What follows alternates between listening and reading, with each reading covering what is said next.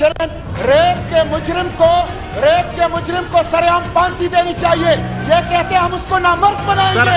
ये शरीयत का ऑनरेबल सेनेटर प्लीज, शरीयत का कानून वुड यू प्लीज। कानून के बारे में जो तनकीदें हो रही हैं कि वो होमोसेक्सुअलिटी को प्रमोट कर रहा है। 18 का कानून पास हुआ 22 में उछाला जा रहा है कि हमें तो हमारे घर वाले अपनी शादियों में नहीं बुलाते हैं, तो हमारी शादियां होना तो दूर तक की बात है। थोड़ा प्रोपेगेंडा है सिर्फ राइट्स को और लॉज को खत्म करना, जो कि जमात इस्लामी की तरफ से हो रहा है। पूरे बिल के अंदर कहीं भी LGBT कम्युनिटी का कोई जिक्र नहीं है। बहुत सारे नशे अफराद है वो हमारे जो लेडीज कपड़े पहन कर वो अपने आप को चले जाते हैं, तो हम इस बात को तो डिसऑन नहीं करते कि नहीं है। आज तक अभी मर्दों को हकूक नहीं मिले, औरतों के हकूक नहीं मिले, ख्वाजा सनाओं को कैसे हकूक यही तो बात हो रही है ना, यही तो बात हो रही है। हम लेकिन अपनी जंग तो लड़ सकते हैं ना। अगर कोई मर्द से मर्द की शादी करता है तो कानून के मुताबिक जो पाकिस्तान का जो हमारा इस्लामी शरई कानून उसको सजा देता है, आप उससे संसार करें।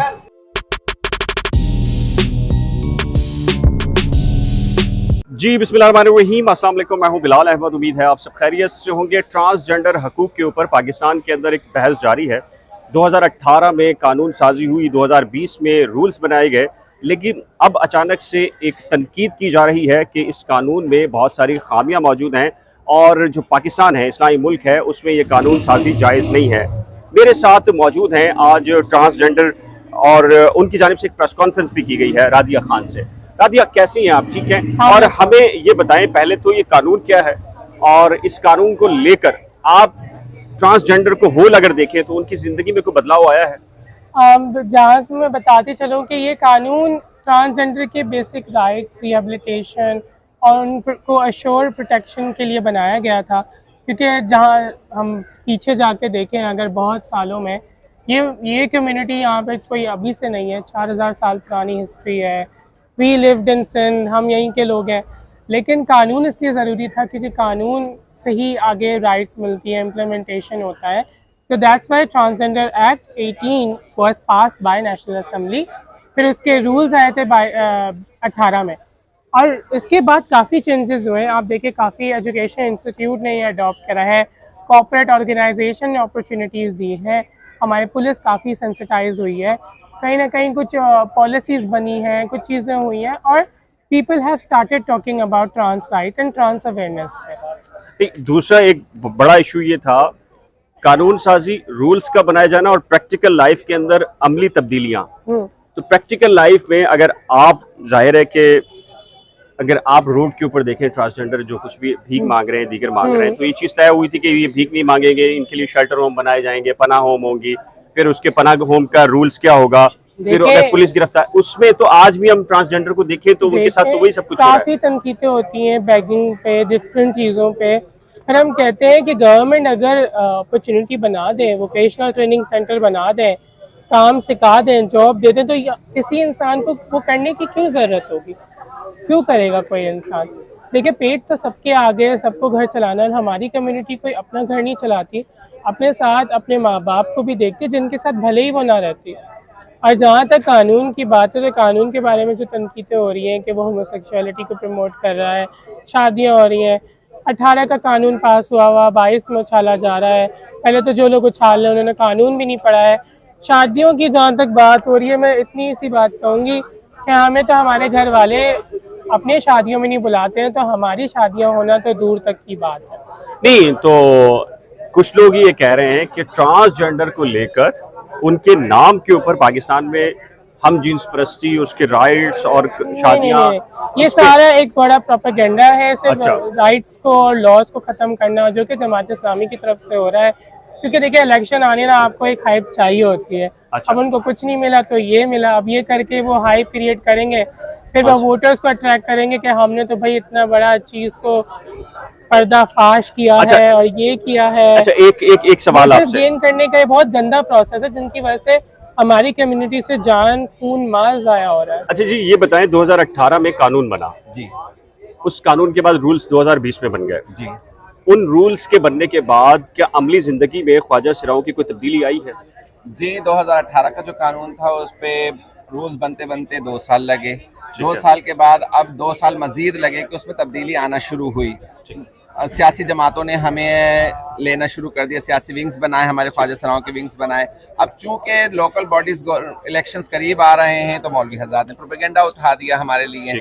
देखें, अगर किसी को किसी जगह पे बिल पे एतराज़ है तो हमारा कहने का मकसद ये है कि आप आएँ, हमसे बातचीत करें। शरई अदालत में पहले भी वो बिल मौजूद है, चैलेंज हुआ हुआ है, ठीक है, वहाँ पे कोर्ट की लड़ाई कोर्ट में लड़ें, ना कि ये कि इस तरीके की बयानबाजी सख्त अल्फाज ना करें जिससे हम लोग मजीद हैरेसमेंट का शिकार हो रहे हैं, हमारे लोग कत्ल हो रहे हैं और हमें जा बजा स्टिग्मा का शिकार होना पड़ रहा है। देखिए, दो इश्यूज है ना, एक तो ये है कि ट्रांसजेंडर के हकूक और राइट्स, उसके ऊपर तो कोई भी मेरे ख्याल से इख्तलाफ नहीं है, लेकिन जो इख्तलाफ सामने आया है वो ये है कि आपके ट्रांसजेंडर के हकूक के नाम के ऊपर पाकिस्तान में हम जिन्स परस्ती और फिर मर्द से मर्द की शादी और मेल की मेल से शादी, ये जो एतराज आया है इसको आप कैसे हल करेंगे, जो कि इस मामला आपके ऊपर है और नाम आपका लिया जा रहा है, तो फिर इससे आप कैसे निकलेंगे? देखें, इस बात की भी डेफिनेशन में दे दूं कि हमारे इस बिल के अंदर, पूरे बिल के अंदर कहीं भी LBGT कम्युनिटी का कोई जिक्र नहीं है, और ना ही इस बिल के अंदर यह है कि औरत औरत से शादी कर सकती है, मर्द मर्द से शादी कर सकता है। हमारे बिल के अंदर तो साफ लिखा है कि ख्वाजा सराओं के हकूक है, कोई भी शख्स अपने आप को जाके ऑन करता है कि वो ख्वाजा सरा है तो उसको ख्वाजा सरा तस्लीम किया जाएगा। आप कोई एक भी ख्वाजा सरा दिखा दें कि जिसने किसी ख्वाजा सरा से शादी की हो।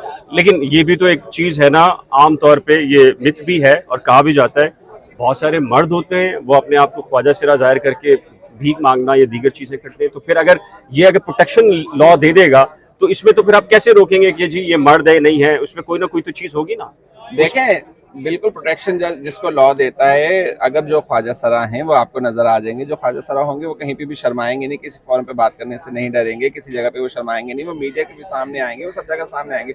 जो मर्द हजरात होंगे जो बेरूप हमारा धारे में हैं, तो हम उनको एक्सेप्ट करते ही नहीं है, हम उनका हिस्सा नहीं है।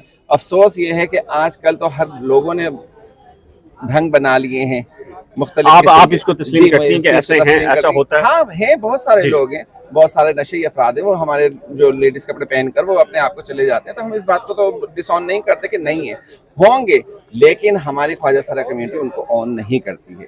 अच्छा, लॉ बना, रूल्स बने, उसमें कहा गया कि ख्वाजा सरा को ख्वाजा सरा पुलिस वाला ही गिरफ्तार करेगा और थाने के अंदर भी आपकी मुलाजमतें दी जाएंगी, हॉस्पिटल के अंदर इवन कि अगर आपको खुदा ना खास्ता कोई जेल चला जाता है तो वहाँ पर भी लॉकअप अलग होगा, सारी चीज़ें, उसमें कोई बदलाव आया है। एक और चीज़ भी है, मैं आपसे अगर तल्ख सवाल करूँ, कहा जाता है कि जी ख्वाजा सराओं की जो मुख्तलिफ तंजीमें हैं, इस कवानीन का सिर्फ उन्हें ही फ़ायदा हुआ है, एक आम ख्वाजा सरा जो कि सड़क के ऊपर कल भीख मांगता था वो आज भी मांगता है, इसमें क्या आप कहेंगे? जी, आपके दो सवाल हो गए।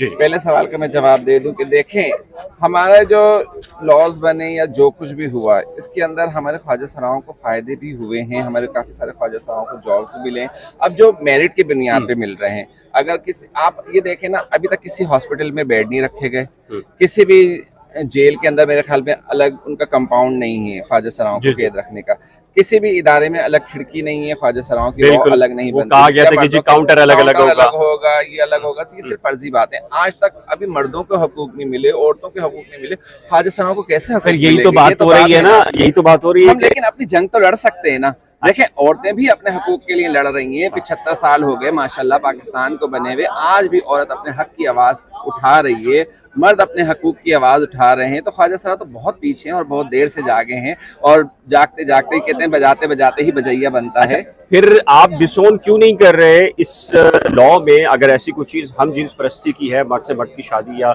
नहीं, हम तो डिसऑन कर रहे हैं, हम तो ये मानते ही नहीं। अगर कोई मर्द से मर्द की शादी करता है तो कानून के मुताबिक जो पाकिस्तान का, जो हमारा इस्लामी शरई कानून उसको सजा देता है, आप उसे संसार करें, ठीक है। हम तो इस बात के और डिसऑन कर ही नहीं। ख्वाजा सरा अगर कोई है वो एक्स वाला कार्ड लेकर आता है, देखिए सबसे पहले हमारे ख्वाजा सरा की पहचान क्या है, जिसके पास एक्स वाला कार्ड होगा, और पाकिस्तान के कानून में कहीं पे भी नहीं है कि एक्स वाला कार्ड वाला किसी एक्स वाले कार्ड से वो शादी कर सकता है, ठीक है। अगर कोई मर्द जाके मर्द से शादी करता है तो उसमें वो हमारा कसूर तो नहीं, वो मर्दों का कानून हो गया कि वो मर्द कर रहे हैं, या वो औरतें औरत से जाके शादी कर रही है तो उसमें ख्वाजा सरा का तो जिक्र नहीं है ना, ख्वाजा सरा तो वहाँ पे कहीं पे मौजूद ही नहीं है।